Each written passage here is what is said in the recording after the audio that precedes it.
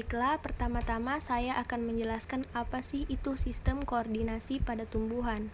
Sistem koordinasi adalah sistem yang mengatur atau mengkoordinir segala aktivitas biologis tubuh organis, perubahan-perubahan lingkungan, baik eksternal dan internal. Organisme selalu dalam keadaan normal dan harmonis. Sistem koordinasi pada tumbuhan yaitu sistem hormon. Hormon tumbuhan merupakan bagian dari proses adaptasi dan pertahanan diri tumbuh-tumbuhan untuk mempertahankan kelangsungan hidup jenisnya. Hormon pada tumbuhan terdiri atas auksin, giberelin, gas etilen, asam absitat, sitokinin, asam traumalin, dan kalin. Auksin adalah zat hormon tumbuhan yang ditemukan pada ujung batang, akar, dan pembentukan bunga yang berfungsi sebagai pengatur pembesaran sel dan memicu pemanjangan sel di daerah belakang meristem ujung. Yang kedua yaitu giberelin.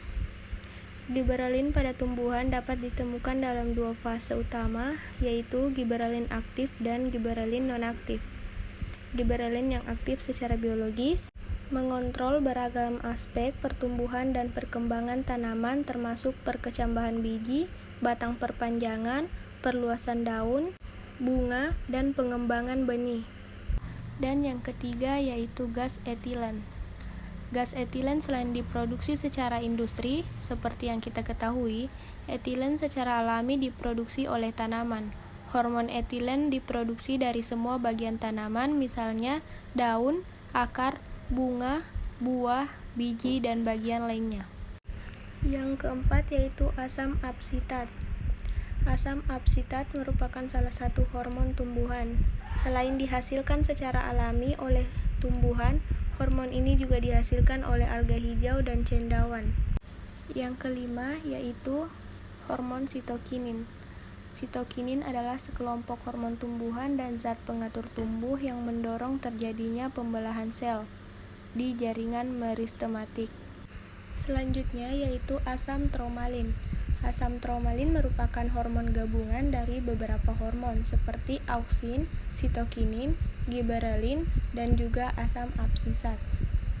Fungsi utama dari asam traumalin adalah memperbaiki jaringan yang terluka pada tumbuhan. Yang terakhir yaitu hormon kalin.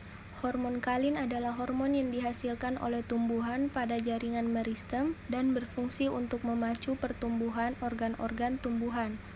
Selanjutnya kita masuk pada sistem koordinasi pada hewan.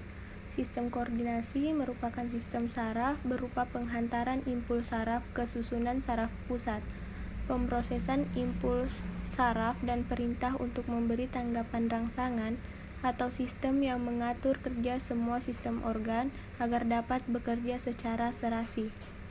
Sistem koordinasi pada hewan meliputi sistem saraf beserta indera dan sistem endokrin atau hormon. Sistem saraf merupakan sistem yang khas bagi hewan karena sistem saraf ini tidak dimiliki oleh tumbuhan. Kemudian kita masuk pada respon pada hewan. Respon dan adaptasi perilaku hewan merupakan aktivitas terarah berupa respon terhadap kondisi dan sumber daya lingkungan. Terjadinya suatu perilaku melibatkan peranan reseptor dan efektor serta koordinasi saraf dan hormon. Jenis efektor yang paling berperan adalah otot-otot tubuh. Reaksi hewan terhadap kondisi dan perubahan lingkungannya dinyatakan sebagai respon hewan terhadap lingkungannya. Respon hewan terhadap lingkungan dapat berupa perubahan fisik, fisiologis, dan tingkah laku. Hewan terhadap kondisi dan perubahan lingkungan ada yang bersifat reaktif, artinya respon itu terbentuk dan berlaku pada saat pengaruh kondisi dan perubahan lingkungan berlaku. Misalnya, ayam mencari tempat yang teduh ketika hujan turun. Respon-respon seperti itu merupakan respon yang tuntut semua anggota spesies. Respon itu merupakan perubahan pada hewan yang bersifat reaktif terhadap lingkungannya. Pada hewan dikenal 3 macam respon dasar yaitu respon pengaturan, respon penyesuaian, dan respon perkembangan.